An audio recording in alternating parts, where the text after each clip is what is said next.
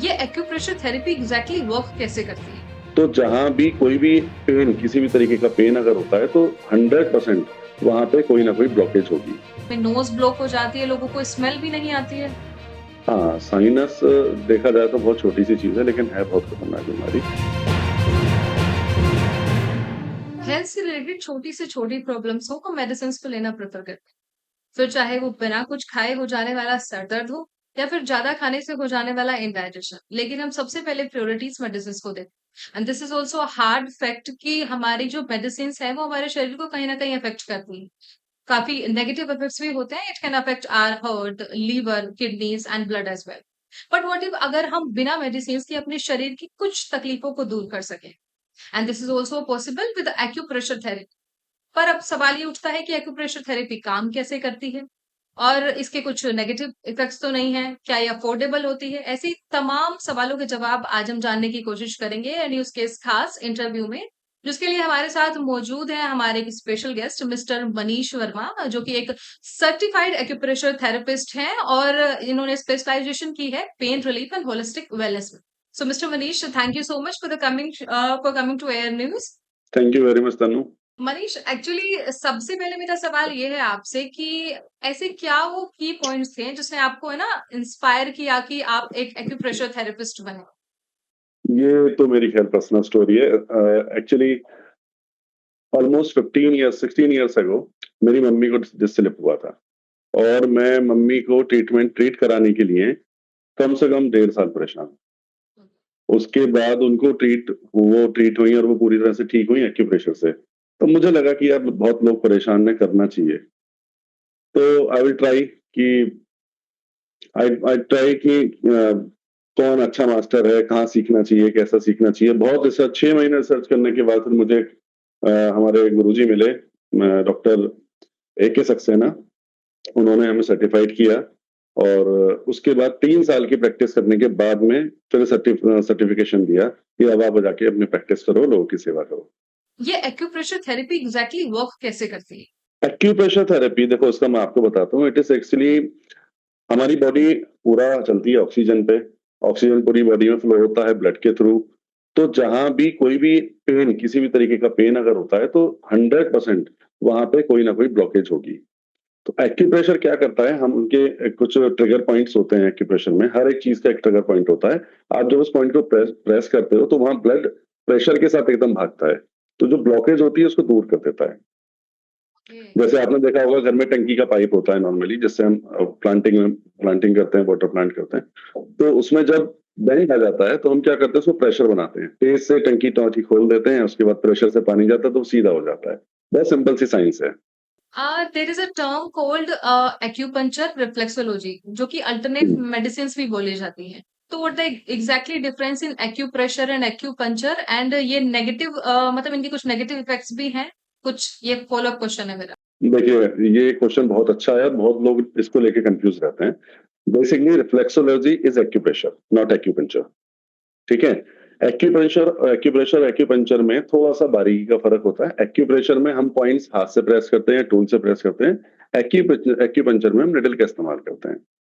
Normally अगर आपका therapist बहुत ज़्यादा एक्सपीरियंस नहीं है, तो वो एक्यूपंक्चर करने में आपकी बैंड बजा सकता है। लेकिन एक्यूप्रेशर के कोई साइड इफेक्ट नहीं है। इन केस आपको हार्ट का पॉइंट दबाना है, किडनी का पॉइंट दब गया, तो उससे कोई फ़र्क नहीं पड़ेगा। कोई भी गलत पॉइंट दबाने से कोई बॉडी का कोई भी पार्ट ट्रिगर नहीं होगा। ओके, तो इसके कोई भी लॉन्ग टर्म नेगेटिव इफेक्ट्स नहीं है? कोई भी not long term, not short term, इसका कोई भी नेगेटिव इम्पैक्ट नहीं है एक्यूप्रेशर का। कुछ ऐसे मिथ्स हैं जो लोगों को नहीं पता है, they are very confuse about acupressure therapy. हाँ, कुछ मिथ्स हैं। मैंने मेरी इंस्टा आईडी पे मैंने उसको वीडियो शेयर किया था मिथ्स एंड फैक्ट्स के बारे में। तो मैं आपको कुछ चीज़ें बता देता हूँ। सबसे पहला तो ये, अभी आपने पूछा कि एक्यूप्रेशर के नेगेटिव इम्पैक्ट आते हैं कि नहीं आते। तो फैक्ट ये है कि एक्यूप्रेशर का कोई नेगेटिव इम्पैक्ट नहीं है।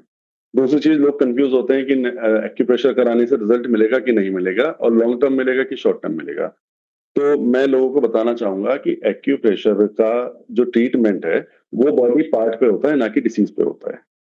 अगर आपके शोल्डर पेन है और उसका रीज़न कुछ भी रहा सही, तो हम सिर्फ़ आपका शोल्डर ट्रीट करते हैं। तो अगर किसी एक पेन के अलावा कोई और भी दूसरा पेन जो पनप रहा होगा, जिसके फ्यूचर में चांसेस हो सकते हैं कि हाँ, ये हो सकता है, तो वो भी ट्रीट हो जाएगा।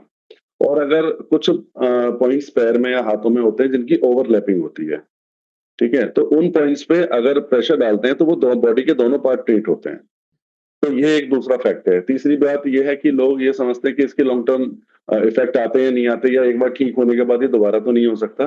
तो दोबारा होने की श्योरिटी तो कोई भी पैथी नहीं लेती। आयुर्वेद हो, एलोपैथ हो, होम्योपैथ हो या नेचुरोपैथ हो, ठीक है? हाँ, इतना हो सकता है कि जैसे हम एक्यूप्रेशर में जो ट्रीट करते हैं, किसी भी पेन का इलाज जब हम करते हैं, I am talking about the pain, it's disc, सciatica, सर्वाइकल, तो ट्रीटमेंट करने के बाद आपको न्यूट्रल कर देते हैं बिल्कुल। फिर उसको अगर आप मेंटेन कर सकते हैं योगा करके, एक्सरसाइज करके, तो आप करिए, फिर आपको रिपीट नहीं आएगा। ओके। सो बेसिकली ऐसी कोई कंडीशन है जिसपे एक्यूप्रेशर काम नहीं करता या सारी कंडीशंस पे काम करता है? एक्यूप्रेशर वैसे तो हर कंडीशन में काम करता है, लेकिन ड्यूरिंग प्रेगनेंसी हम एक्यूप्रेशर ट्रीटमेंट नहीं देते। और ये इंस्टेंट रिलीफ दे सकता है या फिर लॉन्ग टर्म में ही इसके कुछ इफेक्ट्स दिखते हैं? हाँ, ये बहुत अच्छा सवाल किया है आपने। बहुत लोग लेके इसको लेकर कंफ्यूज होते हैं। देखिए, अगर कोई भी बीमारी आपको शुरू हुई है, लाइक आपको कोई झटका लग गया, ठीक है? आपका जर्क आ गया बैक में, आप तुरंत आपने एक्यूप्रेशर ट्रीट कराया, तो आपके 1 या 2 सेशन हार्डली होते हैं, जो आपको बिल्कुल पूरी तरह से ठीक कर देते हैं। कुछ चीज़ें होती हैं, जो जर्क होते हैं ना, उसको तो ये तुरंत ठीक कर देता है। लेकिन अगर कोई पुरानी डिसीज़ है, किसी को 3 साल से बैक पेन है, किसी से 2 साल से सर्वाइकल है, क्योंकि हम इंडियंस में आदत होती है, हम सोचते हैं, यार ठीक हो जाएगा यार, चलने दो, अभी काम चल रहा है, वर्कआउट कर लूँगा, मेडिसिन ले लूँगा। तो इन सब चीज़ों में टाइम लगता है। वो डिपेंड करता है कि कितना पुराना है, किस लेवल पे है। अगर फर्स्ट स्टेज का कोई भी प्रॉब्लम है, तो आपके 7 से 8 सेशन में ठीक हो जाता है। उसके अलावा अगर स्टेज 2, लेवल 3 अगर चला गया है, तो मैक्सिमम बैक पेन के लिए मैंने आज तक 20 मैक्सिमम सेशन दिए हैं किसी भी पेशेंट को।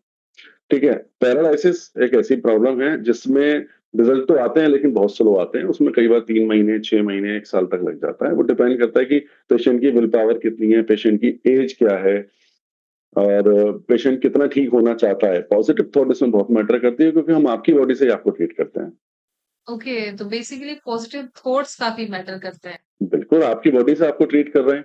ओके, सो कुछ ऐसे आपके कोई पेशेंट्स हैं जो बेसिकली इस चीज पे रिलाय करते हैं, लाइक कुछ आपके पेशेंट्स की सक्सेस स्टोरी जो आप शेयर करना चाहें? अ, एक ग्रेटर नोएडा से मेरे पास आती थी Kavita Kavita Goyal, right. She was a teacher in any other college in Knowledge park.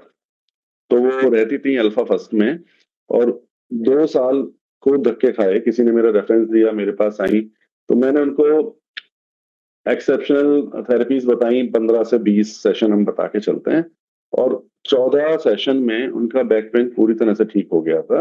और शी वाज़ लिटरली कि ऐसे हाथ जोड़ के कह रही थी कि आपने बहुत बड़ा एहसान किया, मुझे ठीक कर दिया, बट दैट्स माय जॉब। अभी वो बैंगलोर हैं, और ऑलमोस्ट 2 से ढाई साल हो गया उनको बैंगलोर गए हुए। बिल्कुल फिट हैं, हर महीने मुझे कॉल करके ये बताती हैं कि मैं कमर का दर्द मेरा बिल्कुल ठीक है। ऐसे हैं एक इनकम टैक्स में कमिश्नर हैं मैडम, उनका नाम तो मुझे याद नहीं है, शायद 3 साल हो गए इन बातों को। उनका था नी पेन का प्रॉब्लम, तो जॉगिंग करती थीं, एथलीट थीं, प्रॉब्लम थी, 11-12 सेशन में ठीक हुआ। हैं बहुत सारे, मैंने ग्रुप बनाया हुआ है, मैं लिंक शेयर कर दूँगा, उसमें लोगों के एक्सपीरियंसेस मैं डलवा देता हूँ, तो वो है। ओके, सो बेसिकली अगर सेशंस की हम बात करें तो एक पर्टिकुलर यानी कि बैक पेन ही हम बोलेंगे या फिर कोई नॉर्मल पेन जो नॉर्मल है, बेसिक है, उसको क्योर करने में कितने सेशंस रिक्वायर होते हैं? देखिए, 3 से 5 सेशन, अगर आप कोई फिजिकल वर्कआउट कर रहे हैं, लाइक आप कोई स्पोर्ट्स खेल रहे हैं, आप जिम जा रहे हैं, तो आपके पॉइंट्स ऑलरेडी स्टिमुलेट होते हैं, ठीक है? तो उस कंडीशन में आपको फर्स्ट सेशन से आराम आना शुरू हो जाता है। ओके। और इसका जो सक्सेस रेशियो होता है, जो इम्प्रूवमेंट होती है, वो ऐसे नहीं होती कि 10 के बाद 15, 15 के बाद 20, वो रहता है 10 से 20, 20 से 40, 40 से 80। ये इस रेशियो में जाता है, इसके जो इम्प्रूवमेंट जाता है। अगर आपके पॉइंट्स स्टिमुलेट नहीं है, आप घर पे रहते हैं, आप कोई वर्कआउट नहीं कर रहे हो, तो 3 से 5 दिन पॉइंट्स स्टिमुलेशन में लगते हैं। एक बार स्टिमुलेट हो जाएँ, तो फिर आपको बहुत तेज़ी से इम्प्रूवमेंट आती है। तो ओके। डिपेंड करता है। एक चीज़ मैं बताता हूँ, एक ऐसी प्रॉब्लम है जो नॉर्मली किसी के हाथ में नहीं आती, दैट इज़ नेवल डिस्प्लेसमेंट। ठीक है? जिसको कहते हैं हिंदी में नाभि गिरना कहते हैं, कुछ लोग नाक गिरना कहते हैं। ये एक ऐसी प्रॉब्लम है कि इसमें बंदे का पेट खराब हो जाता है, और कुछ भी हो सकता है, कॉन्स्टिपेशन हो सकता है, लूज़ मोशन हो सकता है, पेट में दर्द हो सकता है, गैस बन सकती है। इसका किसी पैथी में कोई इलाज नहीं है। एक्यूप्रेशर में इसका इलाज है, और कम से कम 3 दिन, ज़्यादा से ज़्यादा 5 दिन। ये इसका ट्रीटमेंट है और for sure I will give you guarantee कि वो ठीक हो जाएगा और एक बार हमने बाँध दिया ना तो वो दोबारा खुलेगा नहीं। अनटिल अनलेस कि आप कोई उसका प्रिकॉशन कोई प्रोटोकॉल ना तोड़ो। ओके, सो बेसिकली इसके क्या प्रोटोकॉल्स होते हैं? लाइक आप उसको एक्यूप्रेशर के बाद आपको ये चीज़ फॉलो करनी है? वेरी करता है कि प्रॉब्लम क्या है। ओके। अगर अ, साइनस का ट्रीटमेंट करते हैं तो ऑब्वियसली ठंडी चीज़ों के लिए मना करेंगे। पेन का ट्रीटमेंट कर रहे हैं तो ऑब्वियसली जो उससे जुड़ी हुई चीज़ें हैं, कुछ खाने की चीज़ें हैं, कुछ सब्जियाँ हैं जो नुकसान देती हैं, दालें हैं उनको मना करते हैं। डिपेंड्स करता है कि प्रॉब्लम आई क्या है। Heard about a sinus alone, ये बेसिकली क्या होती है? इसमें नोज़ ब्लॉक हो जाती है, लोगों को स्मेल भी नहीं आती है? हाँ, साइनस देखा जाए तो बहुत छोटी-सी चीज़ है लेकिन है बहुत खतरनाक बीमारी। साइनस का मैं आपको बता देता हूँ, जब हम हवा में साँस लेते हैं, मैं आपको बहुत डिटेल बताता हूँ साइनस। जब हम साइनस हम यहाँ नर्व्स होती हैं, जो ओके। आपकी आईब्रो के पीछे, नाक के पीछे, आँखों के पीछे होती हैं, फोरहेड में होती हैं। तो नॉर्मली क्या होता है मैंने इसकी एक वीडियो भी डाली हुई है अपने इंस्टाग्राम पे साइनस की। तो नॉर्मली क्या होता है जब हम साँस लेते हैं तो जो एयर मॉइस्चर होता है, वो हमारी नाक में जाता है, ऑक्सीजन नीचे चली जाती है, उस मॉइस्चर को हमारी साइनस नर्व्स इन्हेल कर लेती हैं। और जब वो भर जाती हैं तो ओवरफ्लो के रूप में हमें जुकाम हो जाता है। ओके। ठीक है? नॉर्मली हम क्या करते हैं कि हमारा काम डिस्टर्ब ना हो, हमारा ऑफ़िस डिस्टर्ब ना हो तो हम टैबलेट ले लेते हैं जिससे हमारा जुकाम जम जाता है, रुक जाता है। बेसिकली वो ओवरफ्लो रोक देता है। जब ओवरफ्लो एक बार रुकेगा ना तो साइनस की नस ब्लॉक हो जाती हैं। उसके बाद आपको चीज़ें शुरू होती हैं।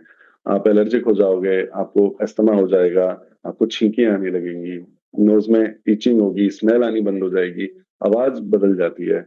बहुत सारी चीज़ें, बहुत खतरनाक चीज़ है और ये 5 साल के बच्चे को भी हो जाती है। इसके बेसिकली कितने सेशंस लेने होते हैं एक्यूप्रेशर के? डिपेंड करता है कितना पुराना है और आप कितना प्रिकॉशन ले रहे हो। प्रिकॉशन बहुत ज़रूरी है इसमें, ओके। क्योंकि इसमें हम नॉर्मली स्टीम इन्हेल तो बताते ही बताते हैं और कोशिश करते हैं कि लोग एसी में ना सोएँ, ठंडा ना खाएँ। अब बिना एसी के कौन सोता है? तो एग्ज़ैक्टली। उसमें टाइम लग जाता है। इतनी गर्मी में। तो उसमें टाइम लग सकता है। It was a very nice conversation with you, Mr. Manish. Thank you so much for thank you coming so on the show. Much. And hope आपको भी काफी सारी इन्फॉर्मेशन मिस्टर मनीष के थ्रू मिली होगी। एक्यूप्रेशर से रिलेटेड काफी सारी चीजें आपको क्लियर हुई। फिलहाल इस इंटरव्यू में बस इतना ही। फिर मिलती हूँ एक नई वीडियो के साथ, एक नए इंटरव्यू के साथ, एक नए गेस्ट के साथ। तब तक के लिए कीप वॉचिंग एयर न्यूज।